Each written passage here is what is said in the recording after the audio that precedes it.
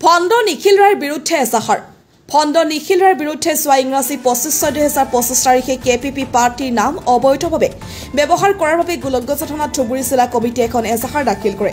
তাৰ পৰিপ্ৰেক্ষিতত আজি কেপিপিৰ কেন্দ্ৰীয় কমিটিৰ সহ সম্পাদক পুলিন চন্দ্ৰ ৰায় আৰু প্ৰচাৰ সম্পাদক সন্তোষ কুমাৰ বৰ্মনৰ লগতে ধুবুৰী জিলা সদস্য সকলে মিলি অতি শীঘ্ৰে নিখিল ৰায়ৰ গ্ৰেপ্তাৰ দাবী কৰে। লগতে গোলকগঞ্জ থানাত গৈ থানাৰ ভাৰপ্ৰাপ্ত বিষয়াৰ লগত আলোচনা কৰে বুলি জানিবলৈ দিয়ে। আৰু অনাগত দিনত প্ৰশাসনে কোনো ধৰণৰ বিহিত ব্যৱস্থা গ্ৰহণ নকৰিলে 72 ঘণ্টাৰ পিছত গোলকগঞ্জ থানাৰ সন্মুখত 12 ঘণ্টীয়া ধৰ্ণা কাৰ্যসূচী কৰিব বুলি হুংকাৰ প্ৰদান কৰে। গোলকগঞ্জৰ পৰা মৃণাল ৰায়ৰ প্ৰতিবেদন, কুইক নিউজ অসম।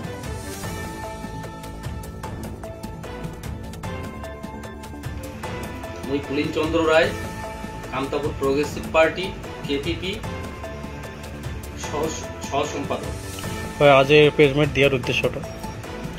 দেওয়ার উদ্দেশ্যটা হচ্ছে গত 25শে জুলাই 2005 ধুবুৰী জেলা কমিটির পক্ষ থাকিয়া গোলকগঞ্জ থানার এক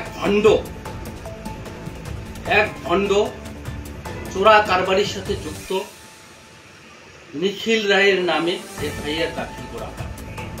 সেই মানচিটা কামতাপুর প্রগ্রেসিভ পার্টির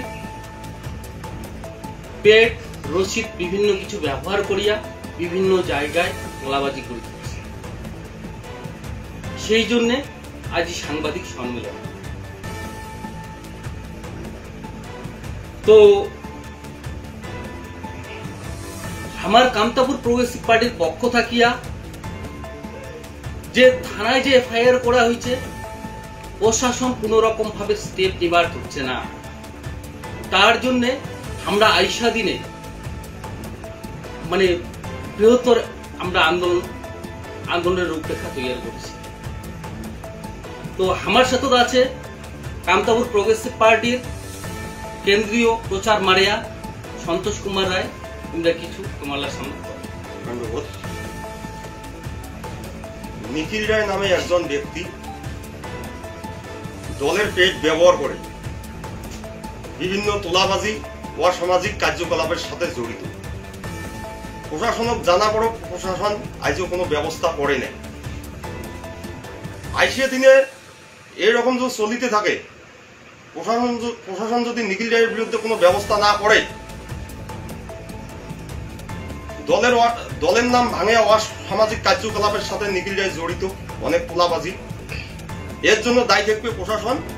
আর 72 ঘন্টার মধ্যে যদি নিখিল রায়কে আইনি কোনো ব্যবস্থা না নেয়, তাহলে আমরা অবস্থান বিক্ষোভ থানার সামনে করব।